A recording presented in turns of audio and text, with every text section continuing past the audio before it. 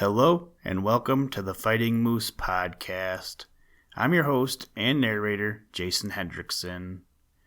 This is a podcast where I retell stories, some fictional and some historical, that can be enjoyed by people of all ages.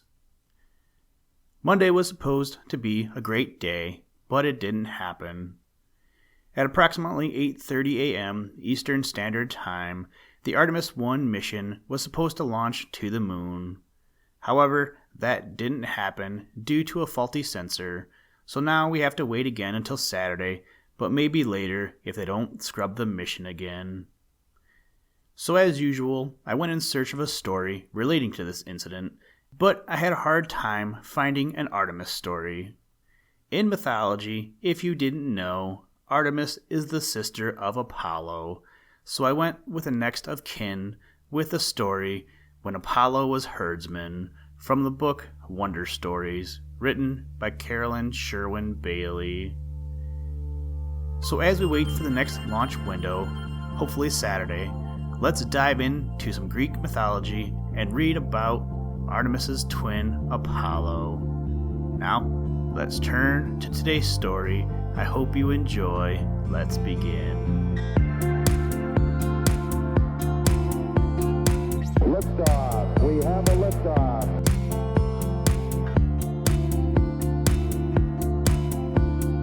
We choose to go to the moon in this decade and do the other things, not because they are easy, but because they are hard.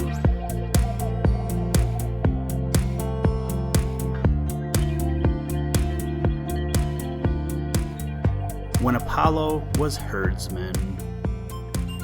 Apollo had incurred the anger of his father Jupiter, and for the very good reason that this god of light had interfered with Jupiter's will. It was Jupiter's privilege to throw thunderbolts about whenever he wished and to strike down anyone he chose. He kept the Cyclopes busy night and day, forging his bolts down under the mountains so that he might have a never-failing supply. One day, a thunderbolt, directed by Jove, hit Aesculapius, a man of the Greeks who could heal almost any sickness among mortals by means of his herbs. Apollo looked upon this physician as an adopted son, because his art of healing brought so much joy and light to men. He resented the injury done him by Jupiter's hand, and he did what even mortals do when they are angry. Apollo vented his wrath on whoever was handiest. He aimed his arrows at those innocent workmen, the Cyclopes, and wounded several. Jupiter could not have his authority put aside in this way, and he knew that he must punish Apollo. So he commanded him to descend to the earth and offer his services as herdsman to Admetus, the king of Thessaly. It was very humble work for a god to wear a shepherd's dark cloak and pasture his flocks in the meadows outside of Thessaly, particularly a god who was used to living in the sumptuous palace of the sun. Apollo's slender hands were little suited to the work of plowing, sowing, and reaping, but he took excellent care of the ewes and lambs and grew to enjoy his task. In his leisure time, he found an empty tortoise shell and stretched some cords tightly across it. Then he ran his slender fingertips across the cords and drew from them most beautiful music. That was the first lute, and Apollo played on it every day. King Admetus heard his music and came out to listen to the tunes his herdsman played, sitting beside Apollo on a mossy bank, but he looked very sorrowful. The sweet strains seemed to have no power to cheer him or even rouse him from his sadness. "Why do you mourn, O king?" Apollo asked Admetus at last. "I long for the hand of the fair Alcestis, the princess of a neighboring kingdom, that I may make her my queen," King Admetus explained, "but she has expressed a strange desire. she demands that her suitor appear before her in a chariot drawn by lions and bears, in which she will ride home with him. In no other way will Alcestis come to my court, and it is impossible for me to harness wild beasts to any one of my chariots. Apollo could not help but be amused at the foolish whim of this wayward princess, but he had a desire to bring happiness wherever he went, so he decided to humor her. He went with his lute to the edge of the forest that lay just next to his pasture, and he played a tune upon it so sweet as to tame any wild beasts. Then out of the forest came 2 lions and 2 bears, as quietly as if they had been sheep. The king fastened them to a gilded chariot and drove off for Alcestis with great rejoicing. And Apollo had the pleasure of seeing the 2 return, and Alcestis crowned as the queen of Thessaly.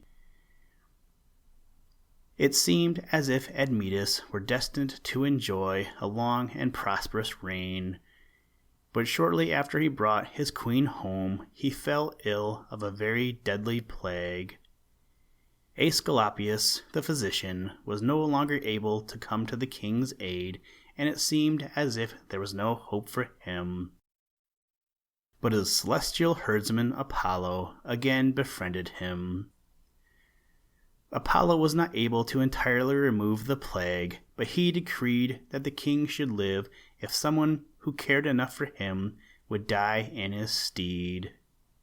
Admetus was full of joy at this hope. He remembered the vows of faith and attachment that bound all his courtiers to him, and he expected that a score would at once offer themselves, willing to sacrifice their lives for their king. But no one was to be found. The bravest warrior, who would willingly have given his life for his king on the battlefield, had not the courage to die for him on a sick bed. Old servants who had known the king's bounty and that of his father from the days of their childhood were not willing to give up the rest of their few days for their sovereign. Each subject wished someone else to make the sacrifice. "Why do not the parents of Admetus give their lives for their son?" was asked. But these aged people felt that they could not bear to be parted from him for even a short time, and looked to others. What was to be done about it? It was an irrevocable decree on the part of Apollo that he had rested only by means of much persuasion from the fates. There was no remedy for Admetus except this sacrifice. Then a very strange and wonderful thing happened. Queen Alcestis, the fair princess who had wanted to ride behind lions and bears when she was a girl in her own kingdom, had grown very wise and gracious since she had attained to the throne of Thessaly. It had never for an instant entered the minds of anyone that she could be offered to the gods in the place of the king. But Queen Alcestis offered herself to save Admetus, and as she sickened, the king revived and was restored to his old health and vigor. Apollo was, of all the mourners of Thessaly, the saddest to see Alcestis so ill. She had often found her way to the pastures where he led his flock, and had sat on a bank twining wreaths of wild flowers that she liked better to wear than a crown, while he entertained her with the music of his lute.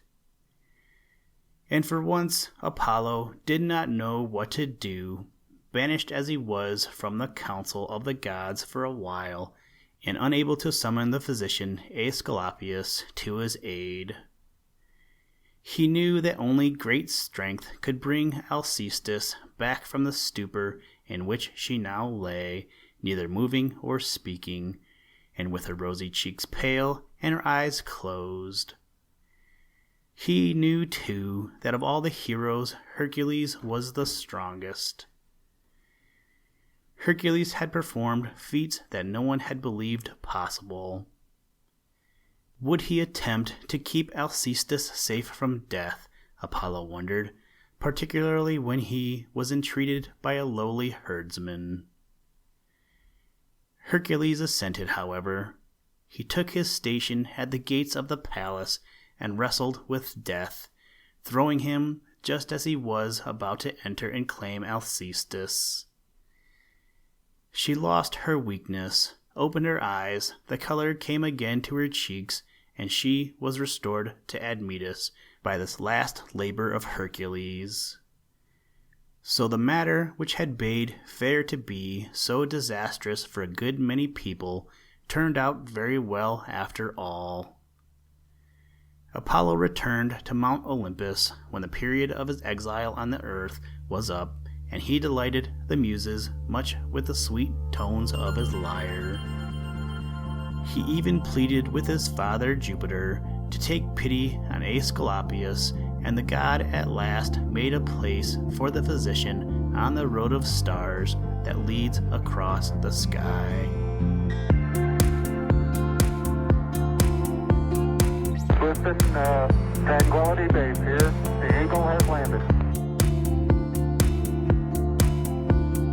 That's one small step for man,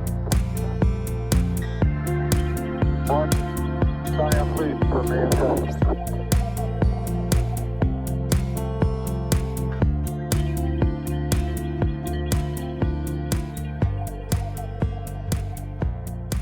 Thank you for listening to this episode of the Fighting Moose podcast.